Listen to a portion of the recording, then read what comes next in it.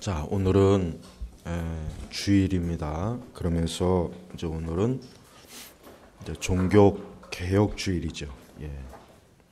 이제 원래 10월 마지막 주에는 우리 이제 개신교 교회는 이 종교 개혁 주일로 다 지킵니다. 예전에는 거의 대부분의 많은 교회들이 이제 종교 개혁 주일을 다 지켰는데 사실은 이제는 종교 개혁 주일을 그렇게 이제 소중하게 여기지 않고 또 종교 개혁 주일을 지킨다고 해도 그것에 대해서 좀 더 굉장히 꼭 알아야 될 중요한 신앙의 의미, 하나님의 진리에 대한 것들을 또 교회에서 잘 못 가르칩니다. 가르쳐 주지도 않지만 모르는 거예요. 그러니까 목사님들이 모르는 거예요. 그러니까 아는데 안 가르쳐 주는 게 아니라 목사님들이 몰라요. 전사님들도 모릅니다. 그리고 신학교나 신학대학원에서도 이 종교개혁 주일에 대해서, 그러니까 종교개혁 그 자체의 신학의 의미, 그다음에 그 성경적 신앙적 의미에 대해서 잘 가르쳐 주지 않습니다. 그런 과목도 없지만 그런 이제 교회사 과목도 교회사가 워낙 방대하니까 이걸 다 못하죠. 그냥 대략적으로 이렇다는 걸 하지 자세하게 못합니다. 그렇다고 해서 이제 사역자들이나 목회자들이 자기 스스로 열심히 공부를 하면 모를까, 또 공부를 잘 안 해요. 그리고 공부를 열심히 하는 사람도 엉뚱한 공부를 열심히 하니까, 그러니까 참 문제란 말이에요. 그러니까 정말 해야 될 공부, 또 알아야 될 거, 배워야 될 거, 이제 그런 걸 안 합니다. 우리 선민교회는 이제 항상 이제 10월 이제 마지막 주일을 종교 개혁 주일로 이렇게 이제 꼭 하나님 앞에 예배를 드립니다. 중요한 의미가 있기 때문에 그래요. 그래서 우리가 오늘도 이제 요한계시록 18장 1절에서 이제 10절까지의 말씀을 봤지만은 종교개혁자들, 그러니까 칼빈이나 루터나 대다수의 종교개혁자들은 로마 교황을 적그리스도라고 분명히 다 공통적으로 인식을 했어요. 로마 교황이 적그리스도이다라고 이렇게 인식을 했어요. 우선 이제 1517년에 이제 독일의 수도사였던 마틴 루터는 수도사가 되기 위해서 이제 서원을 하고 이제 공부를 하면서 그가 가장 신학을 공부하면서 괴로웠던 게 뭐냐면 자기 죄에 대한 것이었어요. 그러니까 아무리 신학을 공부하고 또 수도사이니까, 수도사는 어떠한 사람들이냐면은 수도원에 들어가서 평생토록 하나님 앞에 서운한 사람이 뭐냐, 나는 일평생 독신으로 살면서 하나님만을 섬기는 그런 사람으로 나는 헌신하겠다 해가지고 수도원에 들어가서 평생을 그 수도원에서 이제 그 수도원 일과가 있어요. 아침에 일어나서 새벽에 일어나서 기도하고 미사 드리고 낮에 일하고 또 책 보고 이런 수도원의 과정이 있어요. 이걸 평생 하는 거예요. 그런데 이제 루터에게 있어서 고민이 뭐냐면 아무리 그가 공부를 하고 또 고행을 해도 죄에 대한 게 사라지지 않는 거예요. 그래서 루터는 정말 자기 말대로 엄청나게 그 죄 문제를 해결하기 위해서 고행을 스스로가 자기 몸에 채찍들도 해보고 그 수도원의 그 돌 그 바닥 위에서 잠을 자고 빵하고 물만 먹고 금식도 많이 하고 또 뭡니까, 고해성사를 굉장히 많이 했어요. 그러니까 하도 고해성사를 많이 하니까 그 수도원의 그 고해 담당 신부가 제발 오지 말아라, 그래서 좀 그만 좀 해라. 하도 와서 이제 고해 성사를 하니까, 이제 고해 성사가 뭡니까? 자기 죄를 고하는 거예요. 말하고 그 신부로부터 어때요? 사죄 용서를 받는 거예요. 하지만 그래도 해결이 안 되는 거예요. 그러나 이제 그런 과정 중에 이제 루터는 성경을 열심히 공부합니다. 정말 성경을 부지런히 공부해요. 여러분, 자, 우리가 신앙에 있어서 중요한 게 뭐냐면은 기독교 신앙은 열심히 배워야 돼요. 배워야 돼요. 배우지 않으면 안 돼요.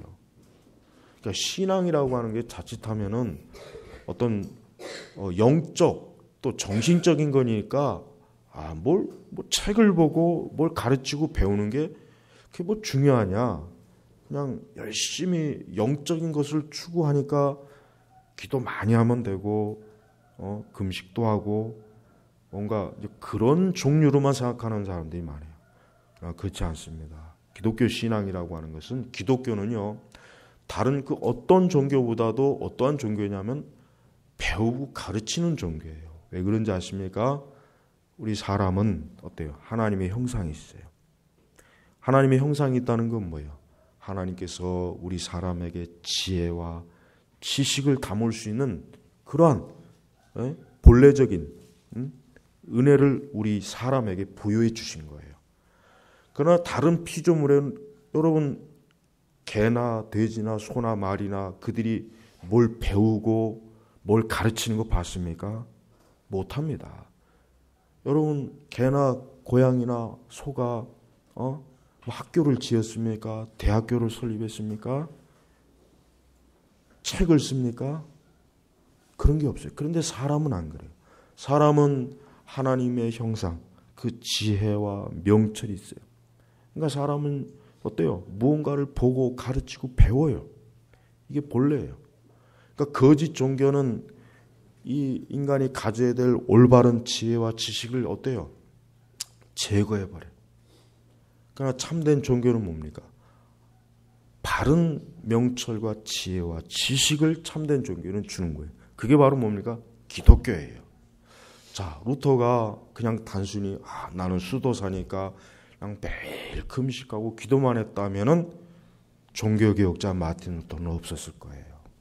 평생 내 죄의식을 달래기 위해서 더 열심히 선행을 하고 기도를 하고 금식을 하고 고행을 했다면 혹 그 스스로 그것으로 만족할 수 있을지 모르지만 진짜 그 죄를 용서받고 예수님을 인하여 복음을 깨달을지는 못했을 거란 말이에요. 그러니까 루터는 뭘 했습니까? 성경을 연구한 거예요. 성경을 연구하고 성경을 통해서 뭡니까? 오직 의인은 믿음으로 말미암아 살리라. 오랜 그가 수도사의 생활을 하면서 천주교가 그동안 어때요? 인간의 구원에 대해서 잘못 가르친 거예요. 그걸 깨달은 거예요. 뭘 통해서 깨달으냐면 성경을 통해서 깨달은 겁니다. 그뿐만 아니라 이제 천주교의 다양한 그 당시 이제 중세 후기의 그 천주교로 인한 그 온갖 혼란, 타락, 도덕적, 윤리적인 그 타락들 이런 것들에 대해서 이제 루터가 심각하게 그것을 받아들여서 어때요? 이런 부분에 대해서 루터는 우리 한번 누구든지 좋으니 내가 제기한 이런 문제를 가지고 한번 나하고 토론해 보자 해가지고 그 내용을 95개조를 쓴 거를 비텐베르그 그 대학 정문 거기다가 이렇게 딱 못을 박아서 이렇게 붙여놨는데 그게 삽시간에 어때요? 그 당시 이제 루터 이전에 구텐베르그가 인쇄기를 발명했어.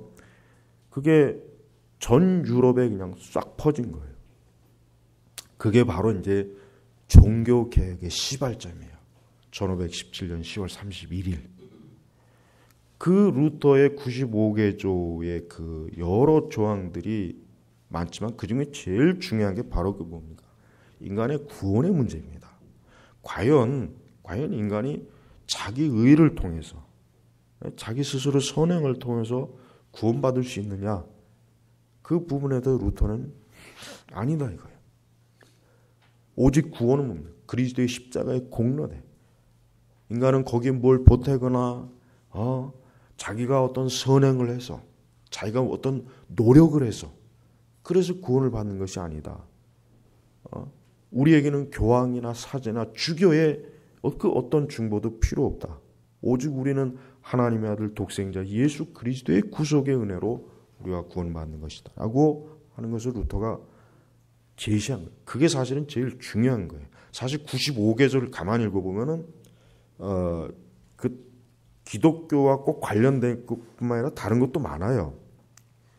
그러니까 루터는 총체적인 걸 생각해요. 총체적인 거. 뭐니까 그 당시 중세라고 하는 것은 모든 게 결합이 되어 있는 거예요.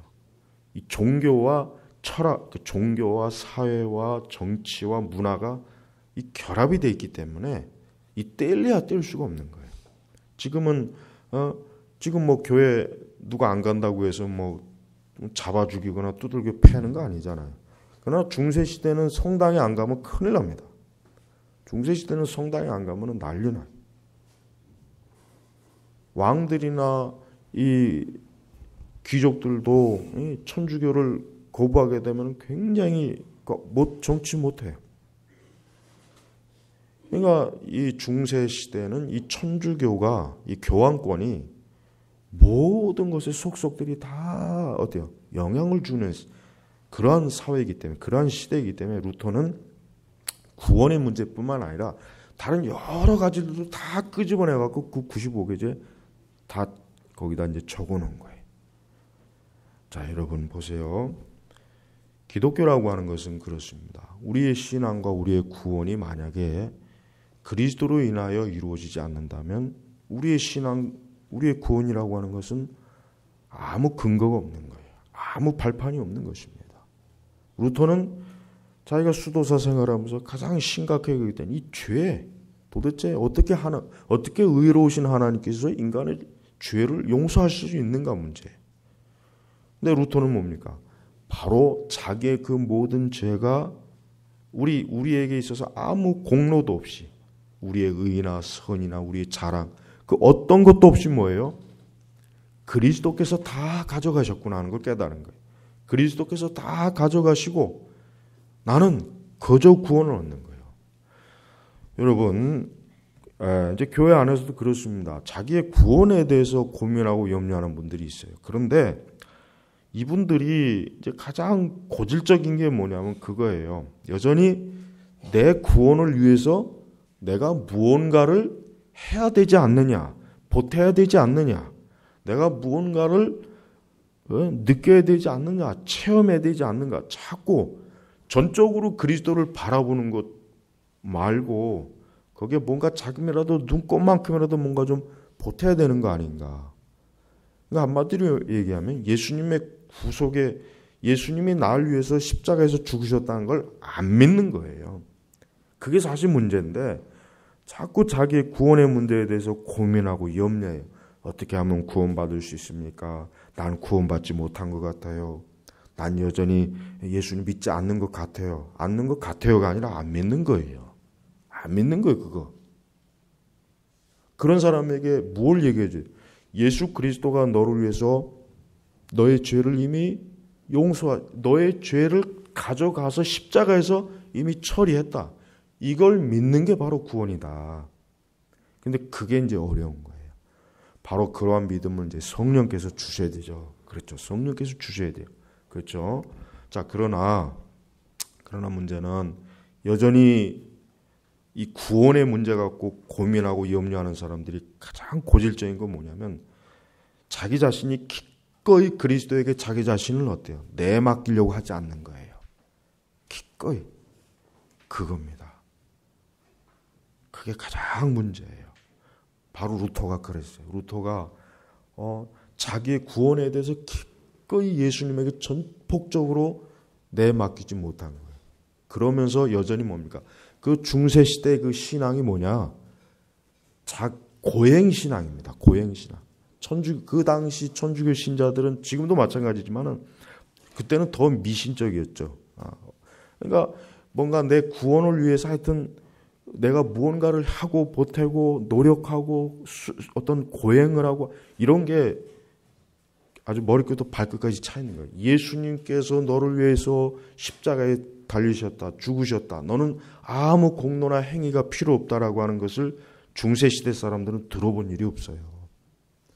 그러니까 그런 걸 전혀 들어보지도 못하고 알지도 못하는 사람들이 오늘날 루터의 오직 의인은 믿음으로 말미암아 살리라라고 하는 메시지는 이게 폭탄 같은 게 아주 충격적인 거랍니다. 그러면은 고해성사도 필요 없구나. 교회 가서 성체성사도 할 필요 없구나. 성당 가서 내가 뭘 해야 되는 것이 아니구나. 내가 뭘 항상 의와 선을 쌓지 않으면 안 되는 이제 이런 게 필요 없구나라는 걸 깨달은 거예요. 자유를 얻은 거예요. 자유를. 그렇습니다. 우리의 신앙은 뭐예요? 전적인 그리스도께서 다 이루신 거예요. 나는 거기에 보태는 게 아니야. 근데 이제 우리는 그래도 어떻게 뭔가 좀 보태서 그래도 미안하지 않습니까? 그래도 전적으로 어떻게 그건 좀 뭔가 안 맞는 것 같은데요. 그렇지 않습니다. 하나님께서는 우리 인간이 자기 죄를 위해서 할 수 있는 게 아무것도 없다는 걸 잘 아시기 때문에 독생자 예수님을 보내셔서 우리의 모든 죄를 주님이 다 가져가시고, 이게 구약의 율법 제사에 다 나오잖아요. 그거 다 자세하게 나오지 않습니까? 그러니까 그것을 믿는 거예요. 그러니까 구원, 복음이라고 하는 것은 이렇게 공로 없이 거저 진짜 은혜입니다. 은혜. 그러니까 우리는 예수 그리스도를 통한 구원이라고 하는 것이 얼마나 이 인간에게 있어서 종교적인 자유를 줘요. 기쁨을 주고 환해지는 거예요. 환해지는 거. 자, 바로 이것이 통해서 이제 우리 개신교, 이제 루터는 원래 카톨릭을 떠날 마음이 없었습니다. 원래 떠날 마음이 없었고 그러려고 하지도 않았지만 이제 그 하나님의 섭리 가운데 루터는 결국은 어때요? 결국은 카톨릭을 나올 수밖에 없어요. 물론 이제 먼저 파문당했으니까, 또 파문당 교황으로부터. 루터가 이제 가만히 생각해 보니까 아무리 자기가 그 안에서 개혁을 하려고 해도 안 되고, 결국 어쩔 수 없이 루터는 종교개혁의 어떤 자기 자신도 원하는 건 아니지만 그냥 루터 교회, 그러니까 개신교회가 생겨난 거예요. 그러다가 이제 루터의 그 종교개혁의 영향이 점차로 흘러가면서 어떻습니까? 개신교회가 본격적으로, 그러니까 천주교와 선을 딱 그어지는 이제 신앙이들이 서서히 생겨나는 거예요. 그런 과정에서 이제 칼빈 같은 분이 이제 뭡니까? 그 종교개혁의 그 당시, 여전히 그 사실은 루터는 종교개혁의 그 깃발을 들긴 했지만 체계적이지 못해요. 그게 문제였어요. 그러니까 하나님께서 누굴 보내셨습니까? 칼빈이요. 딱 30년 차이에요. 이 칼빈 선생을 보내셔서 어때요? 종교개혁의 그 개신교의 그 모든 그 신학의 체계, 신앙의 정수를 체계화시킨 게 바로 기독교 강요예요. 그러니까 루터도, 칼빈도 애초부터는 천주교인이었다. 그러다가 어때요? 이제 천천히 스며오는 그 종교개혁자들의 글을 보면서, 루터의 글을 보면서 깨닫는 거예요. 회심하는 거예요. 이 천주교는 이게 아니구나. 그 가운데 이제 기독교 강요를 27살 때부터 조금씩 쓴 게 나중에 여러 번 개정하고 개정해서 오늘날 우리가 알고 있는 그 기독교 강요 책이 된 겁니다. 그러니까 그 기독교 강요는 뭐예요? 말 그대로 우리 개신교 신앙의 정수를 담아요. 그 다음에 뭡니까? 성경적 신앙이 무엇인지를 거기에 담아 있어요. 그러니까 이 기독교 강요가 왜 중요하냐면은 거기에는 무엇보다도 성경적 신앙이 뭐냐. 그러니까 쉽게 얘기하면은 그 책은 칼빈이 일반 사람들에게 기독교가 무엇인지, 성경이 무엇을 가르치는지를 알려주기 위해서 쓴 거란 말이에요. 그 책은. 그래서 그 책을 통해서 로마 교회가 얼마나 잘못됐고 참 종교와 거짓 종교의 차이가 무엇이고 바른 신앙이 무엇인지를, 성경은 무엇을 핵심적으로 가르치는지를 그 기독교 강요에는 잘 담겨져 있어요.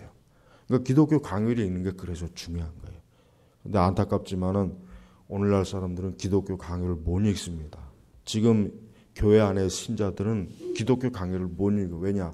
그 칼빈의 그 논리와 그 안에 있는 철학과 그 안에 있는 그 인문학적 지식과 성경 지식과 그걸 머리로 소화 못하는 거예요. 그러니까 돌대가리란 말이에요. 쉽게 얘기하면 제가 돌대가리들이에요. 돌대가리들. 이해를 못해. 뭔 말인지 이해 못해. 그러니까 여러분, 이러니 이 개신교의 수준이 이게 얼마나. 그러나 여러분 19세기까지는, 적어도 20세기 초중반까지는 적어도 개신교인들은 웨스터민스터 대소요리 문답을 배우기 때문에, 적어도 보수적 교회들은, 장로교회는 특히 이제 웬만한 이런 신학적인 것들은 다 이미 어릴 적부터 배우고 자란 거예요. 배우고. 그래서 이제 그러한 영향이 이제 20세기 중반에서는 사라져가요. 서서히. 누구 때문에? 이 신복음주의자들 때문에. 예? 이 신복음주의자들 때문에 그런 것들이 사라져가는 거예요. 교리 뭐 필요하냐? 그냥 열심히 교회 생활, 서로 사랑하고 위로하고 서로 따뜻하게 화합하고 일치하면 되지. 뭐 교리 뭐 필요하냐? 교리가 뭐 중요하냐? 이게 신복음주의자들이. 우리 한국 교회 보수적 교회들이 다 신복음주의란 말이에요. 지금 우리나라 대형교회들 전부 다 신복음주의예요. 그러니까 이런 기독교의 풍토가 어때요? 우리 기독교인들을 어때요? 지적으로 먼저 아까 제가 얘기했잖아요. 지적으로 원숭이 수준으로 만들었어요. 원숭이. 원숭이. 서울시장 수준으로. 원숭이 수준으로 만들었다. 이게 참 부끄러운 거예요. 사람이 사람다워야죠. 사람이 사람다운 게 뭔지 아십니까? 뭐 옷 잘 입고 뭐 머리 광내고 그러면 사람이에요? 그게 아닙니다. 인간이 다우려면 이 머리가 깨어야 돼요. 어떻게 깨어야 되느냐? 진리를 알지 못하면 그건 사람이 인간으로서 부적격한 거예요. 부적격. 이거 성경적 사상이에요. 하나님께서 우리에게 진리를 주신 것은 인간이 알아야 될 하나님을 아는 지식을 주기 위해서인 거예요. 왜? 아담 이후에 타락했기 때문에 하나님을 아는 지식이 어때요? 없어져 버렸단 말이에요. 거기에다가 온갖 미혹의 것들이 꽉 차 있으니까 하나님께서 그 모든 불순물들로부터 바른 걸 깨닫고 알게 해주려고 이 성경을 계시해 줬는데 사람이 이 성경을 모르면 어떻게 됩니까? 인간으로서 가장 중요한 이 하나님을 아는 지식이었기 때문에 뭐예요? 그거는 부적격이에요. 부적격. 그러니까 예수 그리스도를 믿지 않고 하나님의 말씀을 알지 못하는 사람은 인간으로서 근본 자체가 안 된 거예요.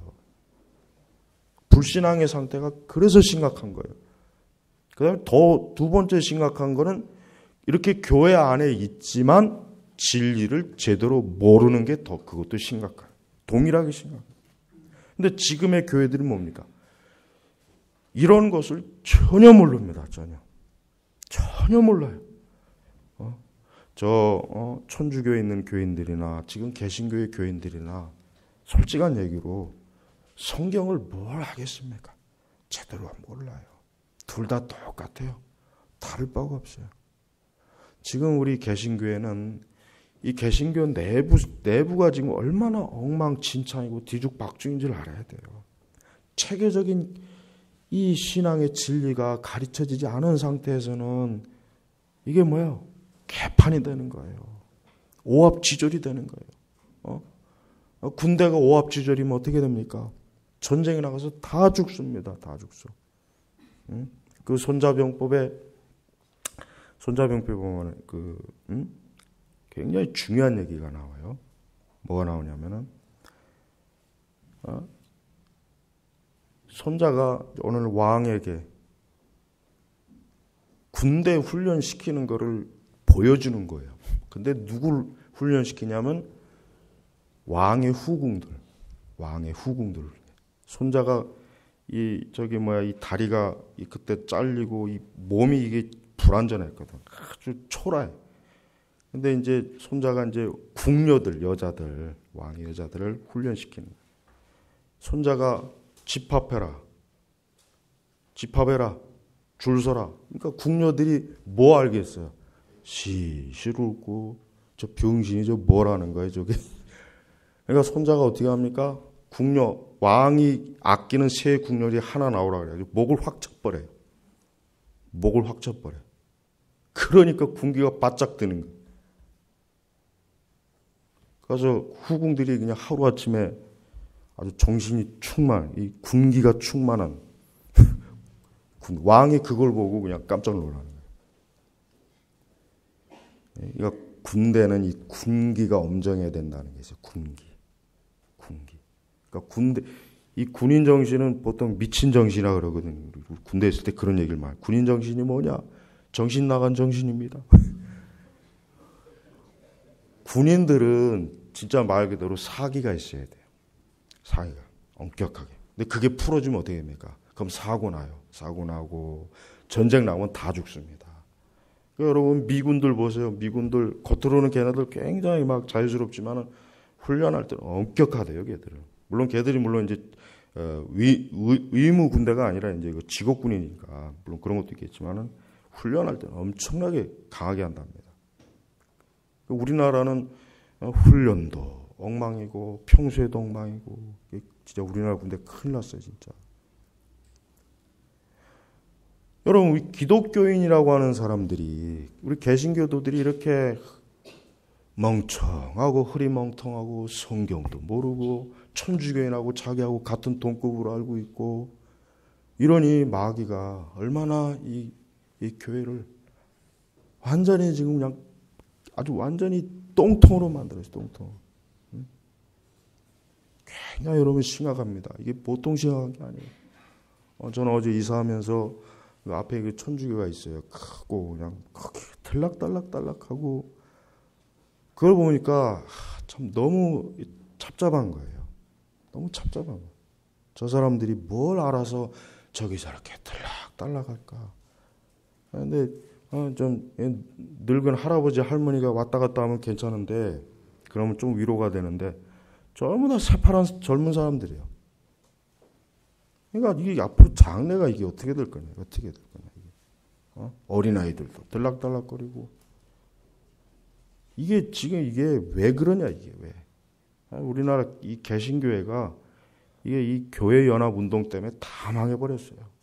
천주교가 이단이라는 거는 교파를 불문하고 다 가르쳐야 되는데 가르친 적이 없어요. 가르친 적이 없어요. 이제는 그렇게 가르치지 않죠. 이제는 더더욱이나 이제 뭐 천주교하고 같이 뭐 손을 잡았으니까 공식적으로 이제는 그럴 수도 없어요. 이제.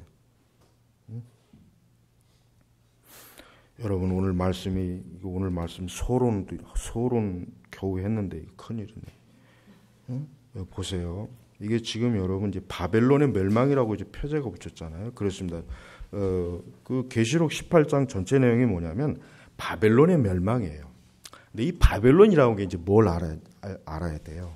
여러분 이 천주교를 보통 우리는 이제 교회 역사에서는 이제 5세기경부터 이제 천주교가 이제 본격적으로 그 틀이 잡힙니다. 5세기 때부터 교황제가 나오고 그 이전까지는 아니죠.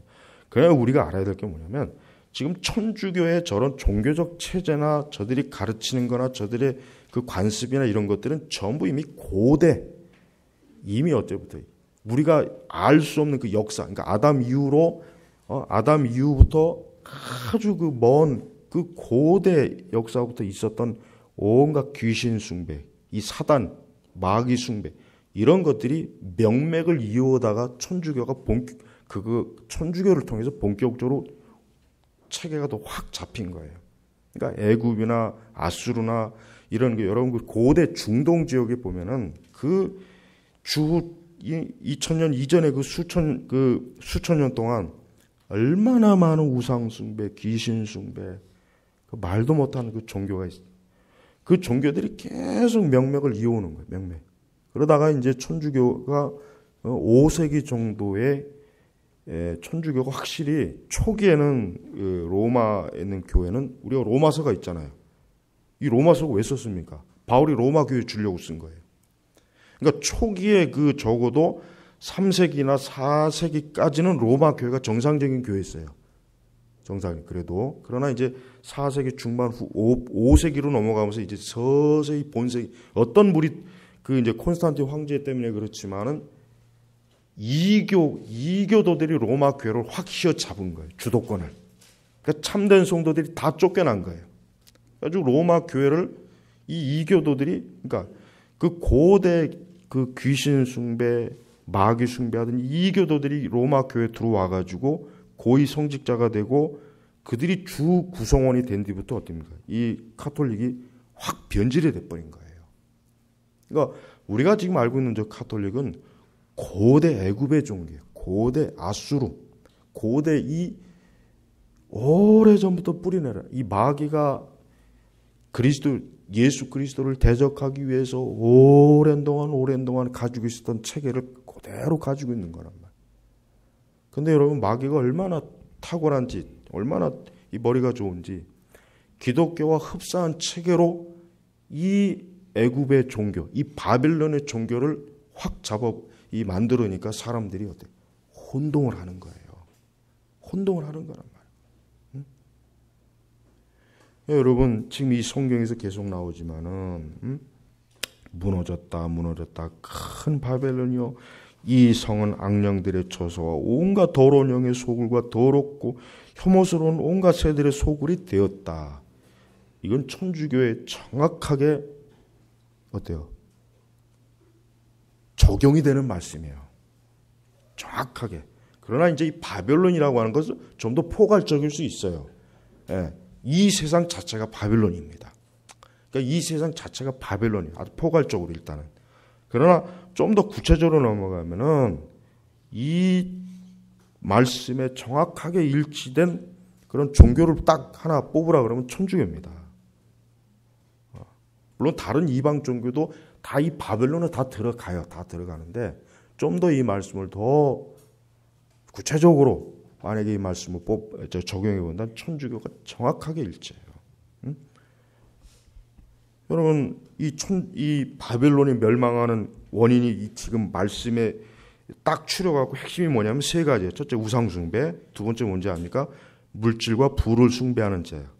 세 번째는 뭐냐면 이 사회의 선한 가치와 도덕 기준이 무너지는 거예요. 딱 세 가지. 우리가 읽은 말씀 전체가 이 세 가지를 딱 뽑아낼 수 있어요. 첫째 우상 숭배, 그다음에 물질과 부를 숭배하는 거. 세 번째 뭡니까? 이 도덕과 윤리가 파탄나는 거. 이 세 가지가. 세 가지.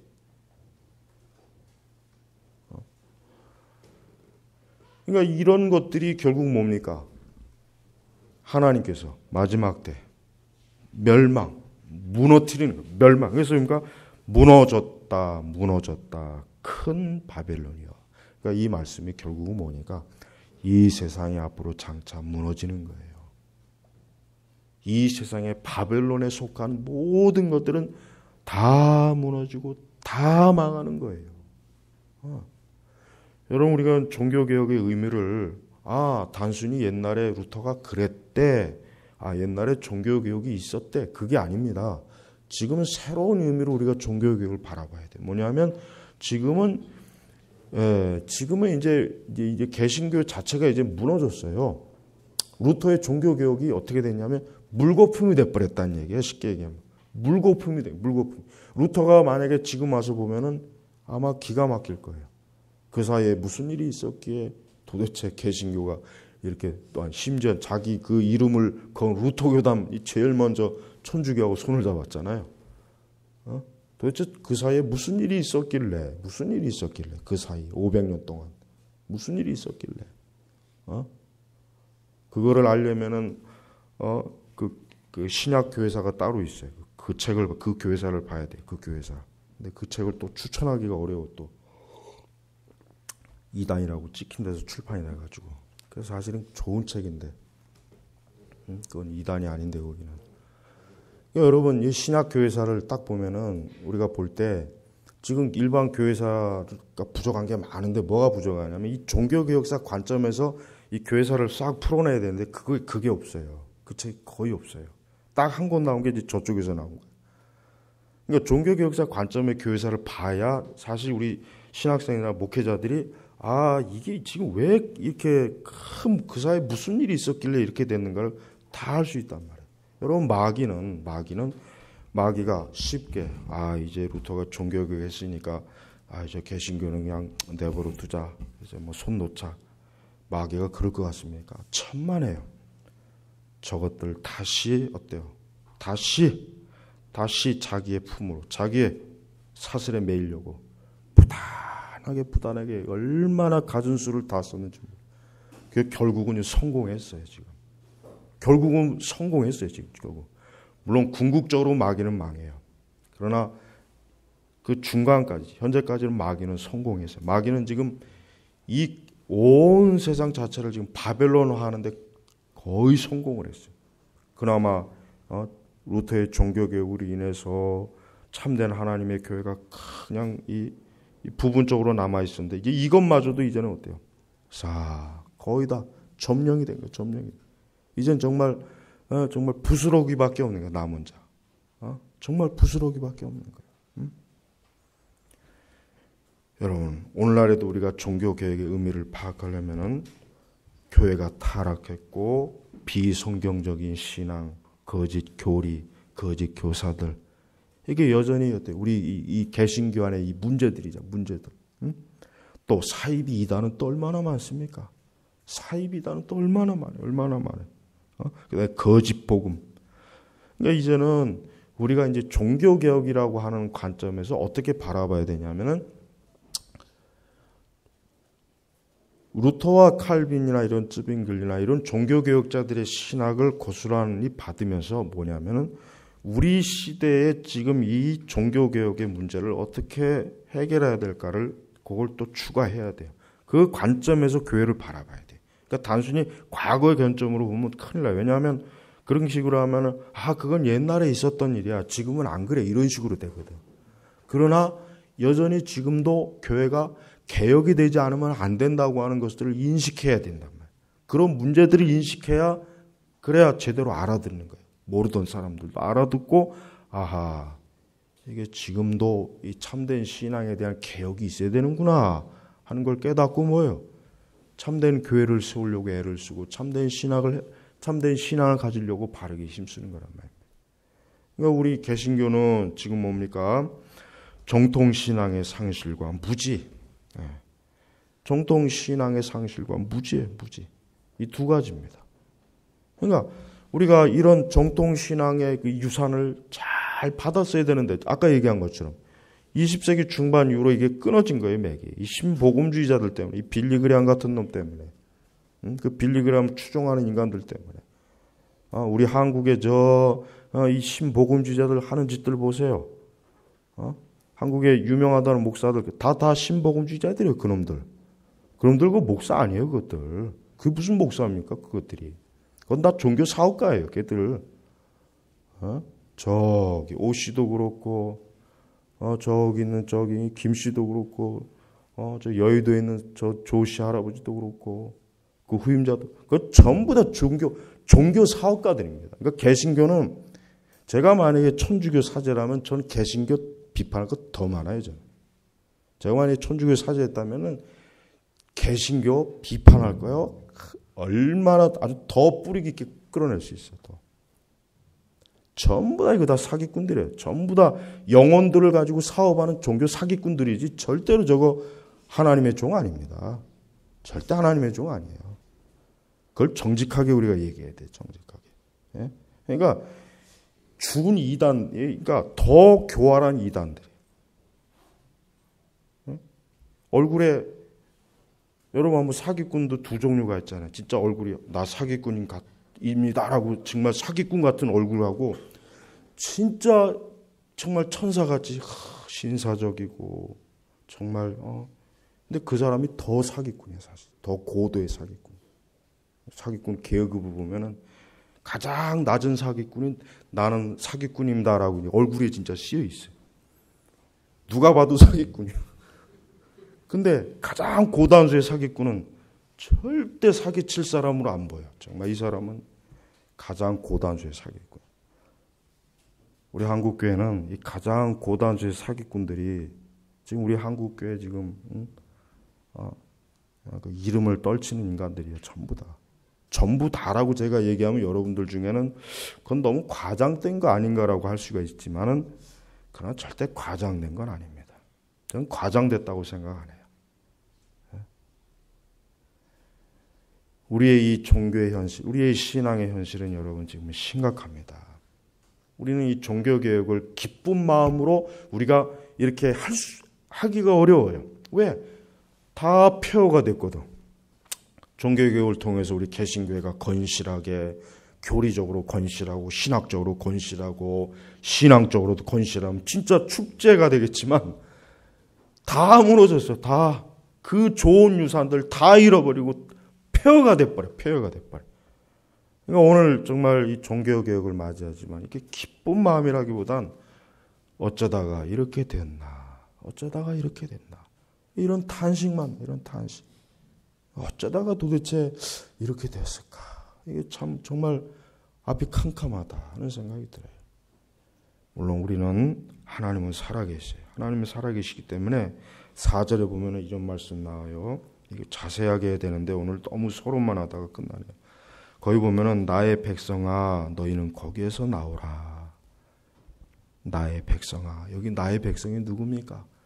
참 복음을 알고 구원을 얻은 진정한 의미에서 하나님의 자녀들이에요. 그러니까 너희는 거기에서 나오라. 이는 너희가 그 여자의 죄악들에 가담하지 않고 그 여자가 받을 재앙을 받지 않게 하라는 것이다. 지금 여러분 한번 생각해 보십시오. 바른 기독교 신앙의 지식을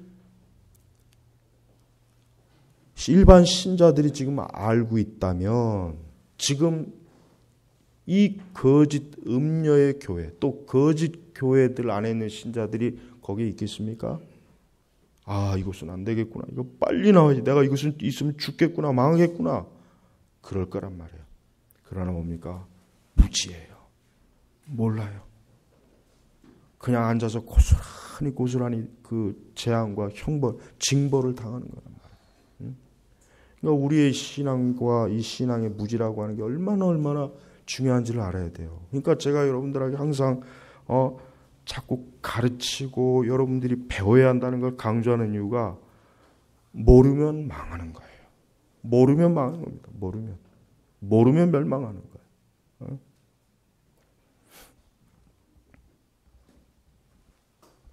하나님께서는 결단코 하나님의 진리를 거역하고 거부한 왜곡한 그러한 음행에 그런 음란하고 더러운 2절에 보니까